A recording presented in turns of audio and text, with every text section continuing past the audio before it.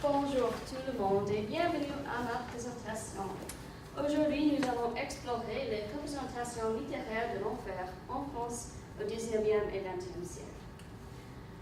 Je voudrais commencer avec une citation. Quand tant d'hommes sont privés de la grâce, comment vivre sans la grâce? Il faut bien s'y mettre et faire ce que le christianisme n'a jamais fait, s'occuper des damnés.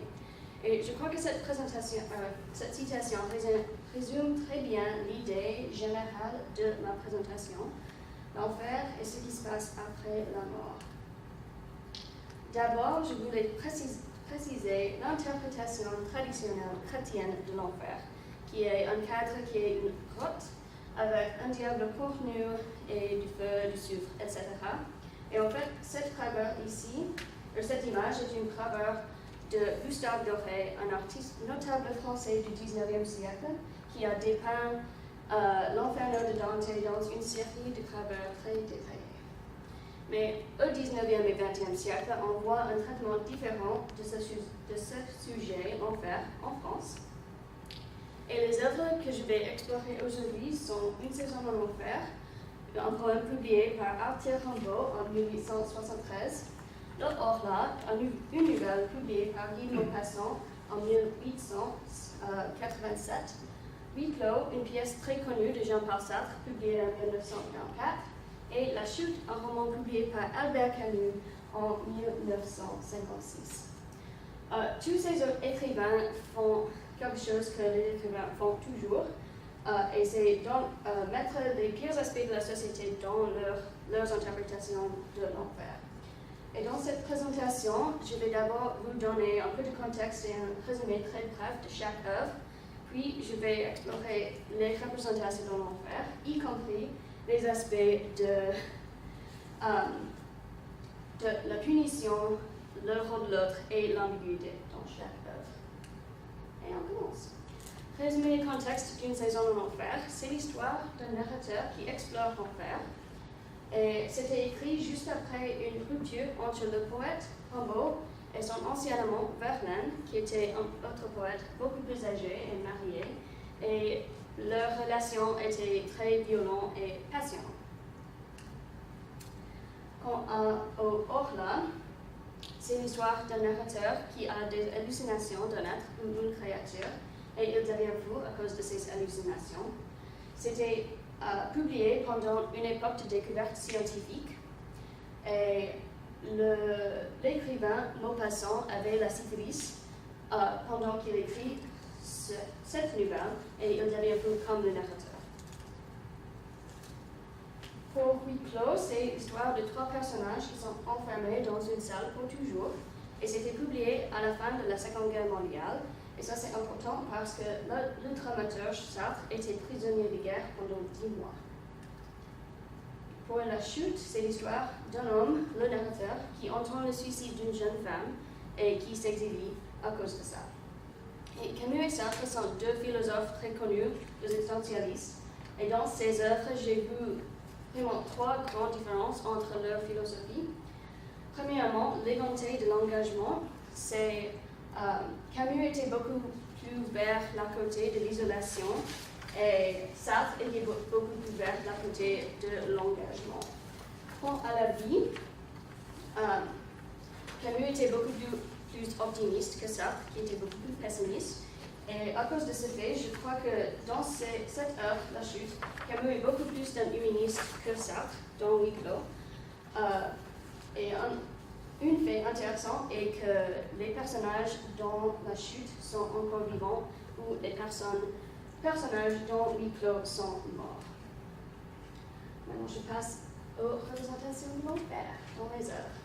Dans Une saison en enfer, l'enfer est vraiment quelque chose de personnel et émotionnel pour le narrateur. En fait, lorsqu'il écrit ce poème, Rimbaud, le poète, s'est bloqué dans le grenier de sa maison. Et il a ressenti toutes sortes d'émotions comme la haine et le désespoir. Et on peut voir les influences de ces sentiments dans le récit. Et à mon avis, l'enfer est beaucoup plus que seulement le cadre de ce poème, c'est aussi l'état d'être du narrateur. Pour le Horla, l'enfer est vraiment quelque chose de surnaturel parce qu'il y a un être une créature, le aura. C'est aussi psychologique parce que ça se passe dans le cerveau du narrateur. Et vraiment, l'enfer est l'incertitude. À cette époque, il fallait vraiment tout savoir. Et l'incertitude était quelque chose d'envernant, selon mon façon. Pour huis clos, l'enfer est quelque chose de social et psychologique. C'est social parce que c'est lié à nos relations avec les autres. Et c'est psychologique parce que ça se passe dans le cerveau des personnages. Selon Sartre, on devient obsédé par l'apparence parce qu'on est toujours sous le regard des autres. Et ça, c'est quelque chose d'enfernant. Pour la chute, enfer est aussi quelque chose de social et psychologique. Pour les mêmes raisons, huis clos, j'ai trouvé deux belles citations qui résument très bien cette idée. La première citation, on est classé une fois pour toutes, et c'est le narrateur qui parle. Et ça veut dire que la première fois que les autres personnes nous voient, ils nous jugent, et c'est fini. On n'a pas le droit de changer ce jugement, et c'est vraiment l'enfer selon Camus.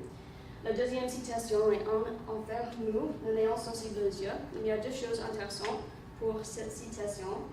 La première chose est qu'il utilise le mot mou, qui veut dire doux ou pas dur, et c'est vraiment l'antithèse de l'interprétation traditionnelle de l'enfer. Et il utilise aussi le mot néant, qui veut dire qu'il n'y a rien et il n'y a personne à l'enfer.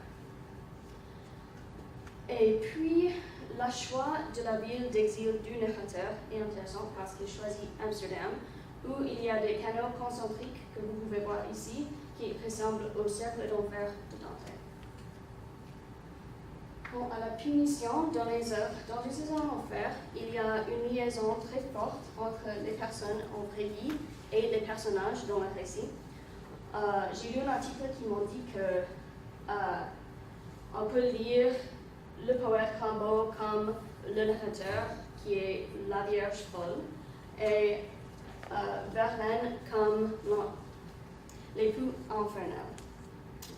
Bien sûr, tous les personnages souffrent dans ce récit parce qu'ils sont à l'enfer, et aussi le poète Rimbaud a souffert aussi lorsqu'il écrit ce poème.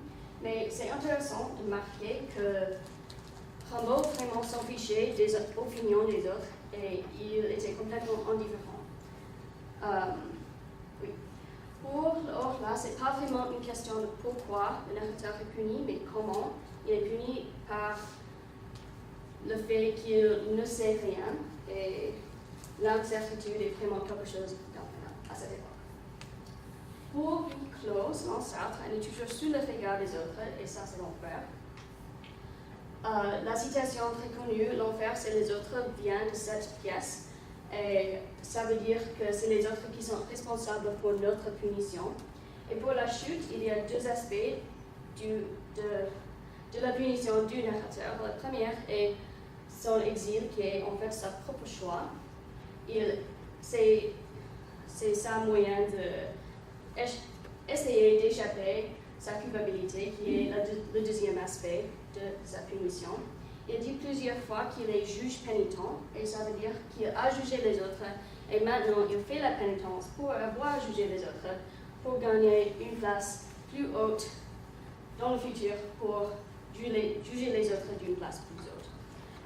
Et aussi, quelque chose d'intéressant est que le narrateur dit explicitement qu'il est au dernier cercle d'enfer, et ça c'est le cercle des traîtres selon Dante. Et une interprétation intéressante de ce fait est que les traîtres pourraient être les personnes qui voient des choses mais qui ne font rien comme le narrateur a fait en n'avoir pas sauvé la femme. Pour le rôle de l'autre, il y en a deux dans une saison d'enfer. Il y a l'ancien amant ou l'autre singulier qui joue un rôle négatif dans le récit. Il y a beaucoup de haine pour ce personnage dans le récit. Et il y a aussi les personnes en général, ou les autres pluriels qui sont décrits comme maniaques, féroces et avares, trois choses qui sont vraiment négatives. Dans l'or-là, il y a deux ou trois autres, c'est un peu plus compliqué. Il y a le or-là, la créature, qui joue un rôle négatif, bien sûr. Il y a aussi peut-être le narrateur. Si on peut lire le or-là comme un reflet psychique du narrateur, mais dans ce cas, il est un autre dans sa propre vie et il joue un rôle négatif dans sa propre vie. Il y a aussi les citadins ou les autres pluriels qui jouent un rôle positif parce qu'ils sont une distraction. On peut se focaliser sur eux et pas sur nos autres soucis. Et en fait, le narrateur va en ville pour oublier ses autres soucis, pour oublier l'or.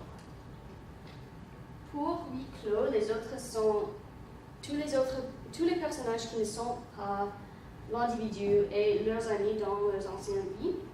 Et ils jouent un rôle négatif, voire nocif, dans le récit, parce que c'est eux qui sont responsables pour la punition de l'individu. Pour la chute, les autres sont l'autrui quotidien, ça veut dire toutes les autres personnes qu'on voit dans la vie quotidienne, mais ils jouent un rôle compliqué. Leur absence est négative, mais leur présence n'est pas nécessairement positive. À mon avis, on ne peut pas exister l'un sans l'autre, parce que de juger les autres et d'être jugé par les autres est un aspect de la vie dont on ne peut pas échapper. L'ambiguïté dans les œuvres, dans Une saison en enfer, il n'y a pas du tout de résolution. La dernière phrase est « J'ai vu l'enfer des femmes là-bas et il me sera loisible de posséder la vérité dans une âme et un corps. » Et il y a plusieurs interprétations de cette citation, mais à mon avis, l'interprétation que j'aime le plus est que la clé au ciel ou à l'enfer est l'unité de l'âme et du corps. Dans le hors-là, il y a beaucoup d'ambiguïté. Premièrement, la créature, le hors-là, on n'a pas de preuve convaincante que la créature existe ou si c'est une hallucination du narrateur. Et s'il existe, on ne sait pas ce que c'est. La mort n'est jamais explicitement dit, mais c'est impliqué implicitement. La dernière phrase est « Non, non, sans aucun doute, il n'est pas mort. Alors, il va falloir que je me tue moi. » Et c'est le narrateur qui parle, il vient de mettre feu à sa maison en essayant de tuer le hors-là. Et sa femme de ménage était toujours dans la maison, donc on croit qu'il l'a tué. Mais on ne sait pas s'il a tué le hors-là, si le hors-là a existé et s'il va se tuer. Dans huis clos, encore une fois, il n'y a pas du tout de résolution. La dernière phrase est « Eh bien, continuons ». Il y a plusieurs choses qui sont intéressantes dans cette citation. Premièrement, c'est conjugué à nous, pluriel, ce qui inclut le spectateur avec les personnages. Et c'est aussi pour assurer que le spectateur croit que le récit continue après que le rideau tombe. Et c'est aussi pour inspirer de la conversation au part des spectateurs, de leur faire parler de leur propre opinion sur l'enfer et sur la mort, et ce qui se passe après la mort. Et l'ambiguïté dans la chute, on n'a pas de preuve convaincante que la jeune femme s'est vraiment suicidée. On a l'histoire du narrateur il entend un cri et le cri d'un corps qui s'abat sur l'eau et c'est tout. Il ne voit rien. Et on dit de se confier dans le récit et pas dans le narrateur. Mais à mon avis, dans ce cas, on ne peut pas se confier dans ni l'un ni l'autre. La dernière phrase est « Brrr, si froide, mais rassurons-nous. Il est trop tard, il sera toujours trop tard, heureusement. » Et ça, c'est le narrateur qui parle. Il a une fièvre très forte et à mon avis, il est en train de mourir. Et il essaie de se justifier de n'avoir pas sauvé la femme. Et il essaie une dernière fois d'échapper à sa culpabilité, mais il n'en peut pas. Mes conclusions. Toutes ces œuvres représentent une mort de l'Église ou de Dieu. Pour Une saison en enfer, c'est Rimbaud, le poète, et par extension, le narrateur qui se révolte contre la religion et l'Église. Pour le hors-là, c'était écrit pendant une époque de découverte scientifique qui était appelé le positivisme, où la société croyait que toutes les choses dans la vie ont une explication scientifique, et dans ce cas, la science devient le Dieu. Et les deux dernières œuvres, Huis clos et La chute, étaient publiées à la fin ou après la Seconde Guerre mondiale, ou l'Holocauste. Et l'Holocauste est considéré une des pires choses qui a jamais eu lieu dans l'époque contemporaine. Et s'il y a un Dieu, comment est-ce qu'il peut nous laisser faire ces choses aux autres? C'était vraiment un enfer vivant de l'époque. Mais chacun a sa propre interprétation de l'enfer et de la mort et de ce qui se passe après la mort. Mais on peut se connaître mieux à travers la littérature. En lisant de telles œuvres, on peut vraiment développer nos propres opinions de l'enfer, de la mort et ce qui se passe après la mort. Et finalement, est-ce l'enfer les autres? C'est à vous de décider.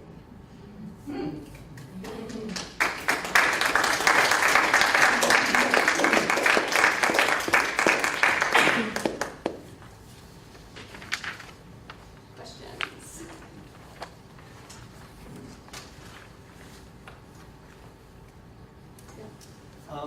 How did you come to pick these 4 works to represent? Okay, so I had always wanted to read No Exit. I'd seen the quote, "Hell is other people," in multiple different places, and I just kind of branched out from there into different known authors of the times. That's really it. So they all had, like, you looked at the books with the same theme, essentially? Yeah, all except for The Fall, which I actually read abroad. So.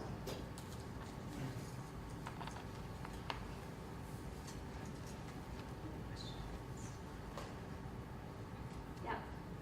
When you're talking about the Holocaust and how that affects, particularly the youth flow, can you kind of elaborate a little bit more about why maybe those people were stuck in the room and how that has to do with? Yeah, so I think a lot of that comes from Sartre being a POW, prisoner of war. I'm not totally sure on all the details, but I assume that he was kept with other prisoners and just having to be in constant contact with them. It's interesting, in No Exit, they're actually in a room that's furnished in the Baroque style, but there's really not a lot for them to look at besides each other. So they're really just kind of stuck staring at each other for all of eternity.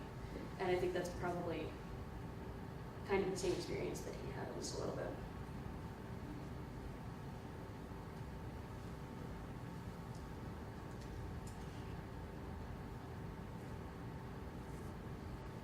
Other questions? I noticed how you focused on the last line, how there's of ambiguity. Is that characteristic of this style of work or in French authors in this period? Personally, I think that ambiguity is part of any French work Okay. because it's just a part of their national culture, but just the questioning kind of culture. But I didn't go looking for ambiguity in the last lines, but I just found it. So I was looking at ambiguity as a whole, and then just kind of found it also in the last line. Any other questions?